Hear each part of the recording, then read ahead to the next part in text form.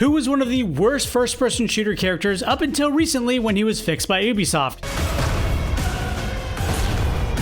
No surprise, it's Tachanka. And it's because he carries a light machine gun, but for this piece we'll shorten and just say LMG. LMGs in multiplayer shooters have a long history of identity crisis, from Battlefield to Call of Duty to Apex Legends. So let's look at why light machine guns are so hard to get right in shooters. If you're someone who uses LMGs despite their flaws, make sure to hit that like button and consider subscribing to the channel.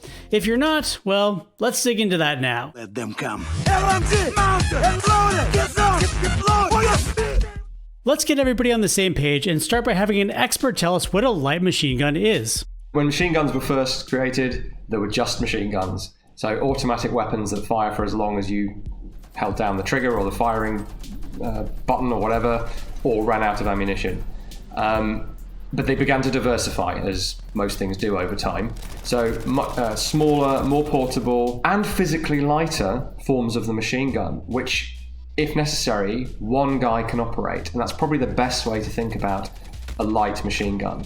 It's an automatic weapon, automatic military weapon, that one guy, or a team of two at most, carries with them into battle. Doesn't matter how it's fed, it can be magazine fed, belt fed, doesn't actually matter what caliber it is.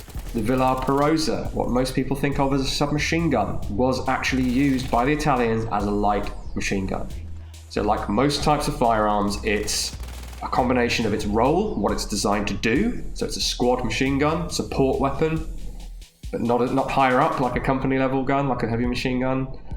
And it's also the technical capabilities of it. So it must have automatic fire, and it nearly always has rifle caliber ammunition as well. Really, most shooters are using light machine guns no different than the minigun in the original Doom. It's just a very high capacity, relatively high rate of fire, rifle, machine gun, whatever. They all fire bullets at the end of the day.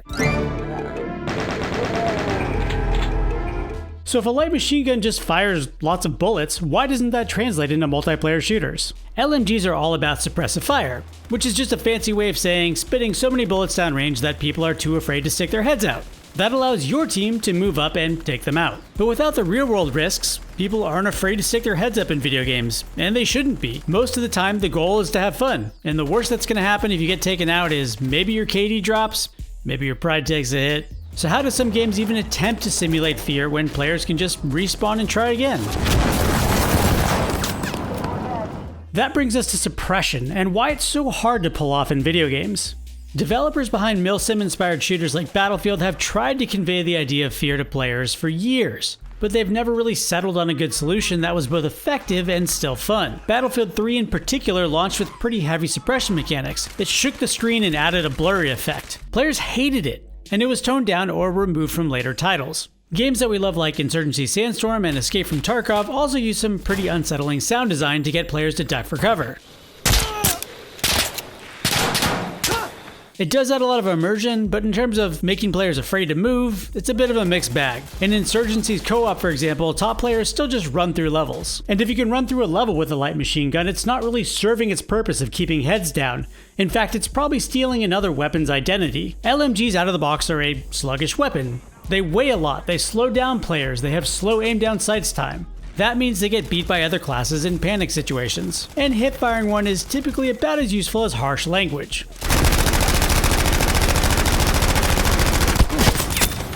LMG players generally need to do a lot more planning than anyone else, which means picking a lane, mounting a gun, and spraying. Mounting has been in Battlefield for a long time, but it wasn't part of Call of Duty games until more recently. So a lot of players hate this playstyle, leading developers to push the weapon into other weapon classes, making them faster and more agile, like the infamous Bruin that dominated Warzone Season 2. But at that point it was basically just a fast-reacting assault rifle with a regular mag. Or as Jonathan put it, the light machine gun is relegated to being a super assault rifle. It's just an assault rifle with more bullets. You can't really have a super assault rifle in your game, or what's the point of the assault rifle category?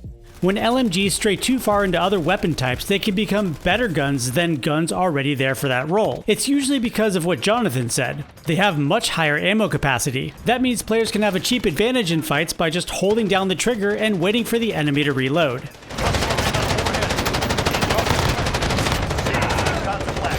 That leads to nerfs, and the cycle starts all over again to figure out where LMGs belong. To tackle this, LMG nerfs in the past have included widening bullet spread, adding massive recoil, and lowering bullet damage. All of this makes the guns way less user-friendly and raises the skill threshold to use one. That higher skill threshold is particularly bad in one of the most popular game modes out there today.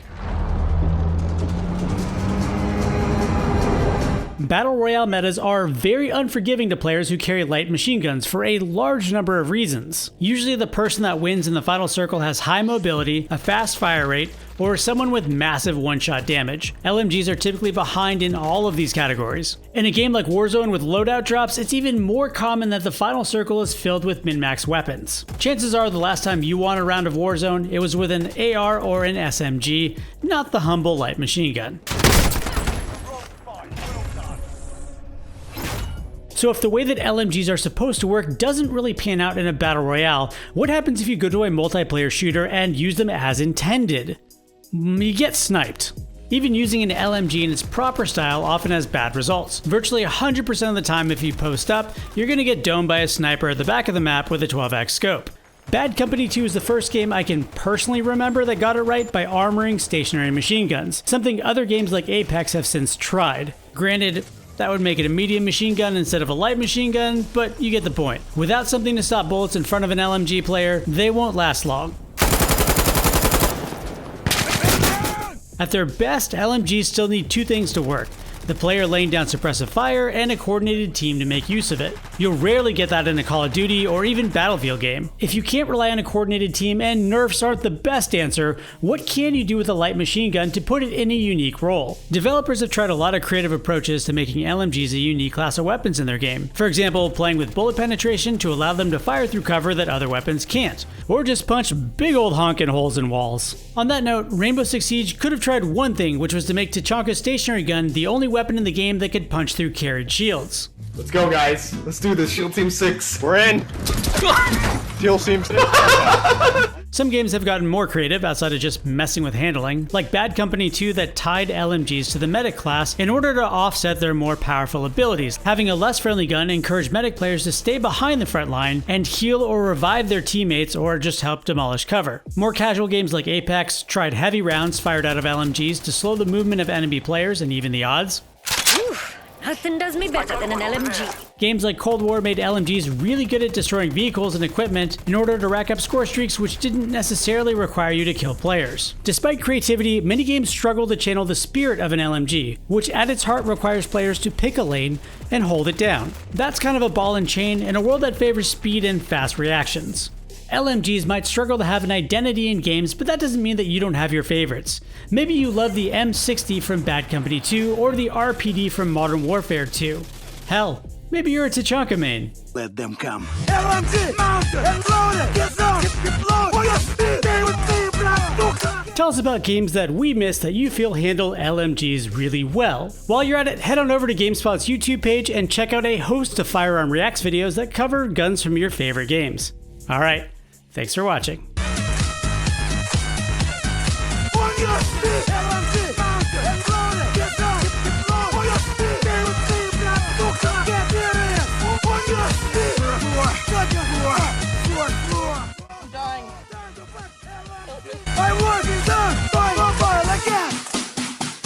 LMG, mounted and loaded!